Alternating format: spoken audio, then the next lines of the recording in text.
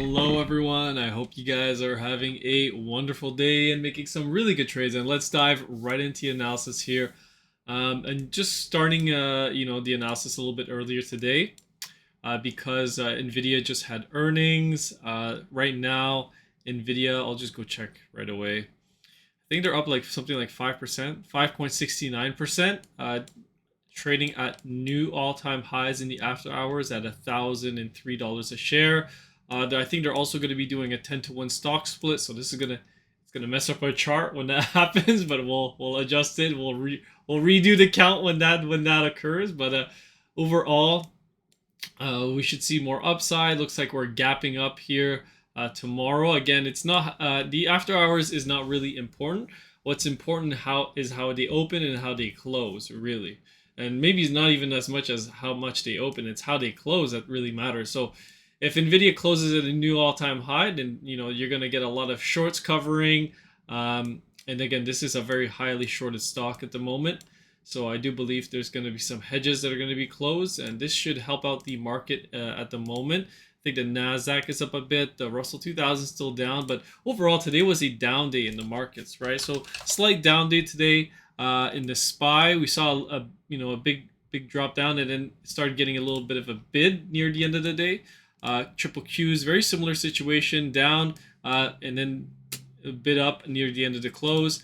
IWM down 84 basis points, and then the Dow Jones down 53 basis points. The DXY today rallied just a little bit, so I think this is finishing up essentially in a wave 4 and then getting ready for an extended wave 5 down of the wave 3. So once this occurs, I think the markets are going to be supported. You're already starting to see the yields starting to reverse down. So if they go down, dollar will most likely go down as well, and this should help and support the market as well. The FOMC minutes came in today. That's probably what was driving the market down, along with a little bit of nervousness before NVIDIA. In the NVIDIA earnings, you saw a little bit of some people panic selling their stocks as well.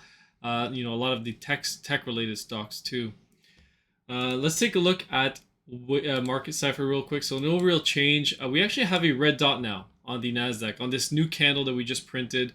On the S&P 500, we already printed, I think, that red dot. Now we're seeing some bearish dual band strength index numbers. Russell 2000, red dot printed, price start to reverse. Now we have a 21 and a -3, so some short-term bearish price action. And then the Dow Jones 20 and a -5 on the dual band strength index. So a lot of these monthly time frames now have their red dots, and with that, I believe we all have a bearish, or not all charts actually. The Dow Jones doesn't have bearish divergence. The S&P, I think, doesn't have bearish divergence either. I think it's the NASDAQ that has bearish divergence. Yeah, so the NASDAQ's got bearish divergence on its momentum waves. And then the Russell 2000, no red dot, but also starting to curl up. So is this the month that everything starts to top out? Is the question.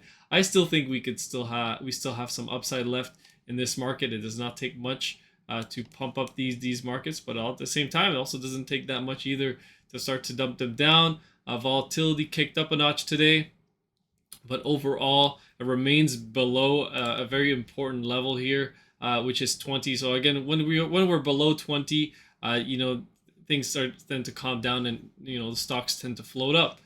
Lots of bears are spamming my Discord now with attacks, so I'm probably gonna take that private soon, just to protect my members as well. So I blocked a lot of attacks yesterday. I think there was like a raid or something that I got a notification on the Discord. So anyway, so let's move on. We'll take a look at the SPY. So you're starting to see some selling on the S&P 500 today. On the 4-hour time frame, the daily, you got a couple red crosses here. So is this the time we're gonna start to get a pullback after we made this new all-time high? Because there's not that much energy following up this new all-time high move. We'll have to see how the stocks are going to be trading tomorrow with NVIDIA earnings pushing up the entire market again. But if that propels stocks higher, then that's definitely going to help equities and continue to short squeeze up. And honestly, I think that's what we should expect in the medium to short term. But again, don't don't bet on it. You know, this it's not a guarantee. You know, I'm not always right, and if I could be getting this wrong, but overall our accounts have been following well, you know, pretty well. And I mean, if it wants to double correct now, and it wants to go lower, then so be it. But I think if anything, you'll finish up. You'll just get a bounce back down, retest this as support, and then continue higher. Okay, let's take a look at some individual names. Take a look at Tesla. So Tesla, bit of a down day today, down about 3.5%, down in the after hours as well, but big rally yesterday. Now you're getting some inside bar price action from a bullish green candle. So that's actually quite bullish. So I think we're just going to consolidate and chop within this range here before we actually continue our breakout towards the upside. So just got to be patient with this one, in my opinion. Let's take a look at NVIDIA. NVIDIA, I think we're going to continue to push up in a extended fifth wave unless you erase divergence, which you very well could. Let's take a look here. So you got your third wave there. If you gap up higher tomorrow and the RSI goes over 83, then all you just did was erase divergence, and you just gotta continue to extend this wave 3 inside of the wave 1, and then you're just gonna keep doing 1-2 setups until it actually corrects down in a wave 2. Then you have a dip buy opportunity for the higher target, which is 1240 to 1387. But with the stock split, obviously this target, it's not going to be 1,000. It's probably going to be somewhere in the lower ranges. So we'll do some calculations once we get there. But overall, it's still got higher to go. And again, this is another 34% up, and it seems unthinkable, right? But it also seemed unthinkable that NVIDIA could do this count here, and it just kept going and going and going. All right, let's take a look at some other names here. We'll take a look at Mara, some crypto mining stocks here. So continuing their correction down, not so much today, even with Bitcoin dropping back down to 69,100. I still think this is a bullish setup for more upside, but again, I could be wrong. But we'll see. We'll see how everything plays out in the short term. I think Mara, if this is the top and it's double top, then I think we got more downside for a long period of time. But I think Bitcoin can still make a new all-time high, maybe back to the $80,000 to $90,000 levels, and that's when maybe we'll get into some shorts on these crypto miners. But again, maybe Bitcoin just continues to take off from there, and we don't get this opportunity to short these stocks. But I'm not short any of these names at the moment. Let's cover some other names here. Let's take a look at Roku. Let's see how Roku fared today. Roku kind of chopped sideways up 95 basis points, still holding this pivot here. Well, we just needs more work and more time. But overall, you're still in the longer term buy area. You're back in it. You had a few wicks below, but it seems to be maintaining its level. So we'll see if this impulse is done and it wants to go higher in a third wave, but this could go on for a while. All right, so let's take a look at TLT. So TLT, let's see here. Did it hit my buy area?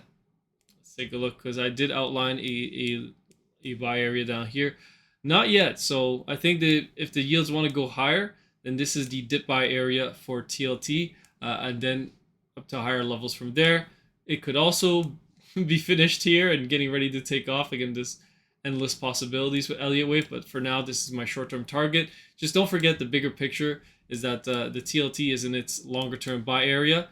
We are still long, and we're holding our long positions from the lows, and I think we're gonna go up to the 105 to 116 area.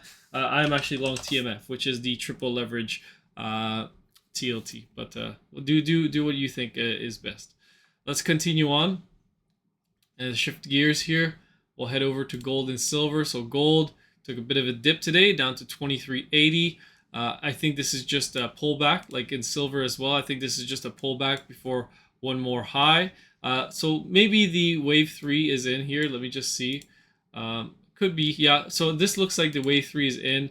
It's just resetting the cycle. Wave 4, this could be a nice little dip buy in silver for before more highs, which means the dollar should start to reverse soon.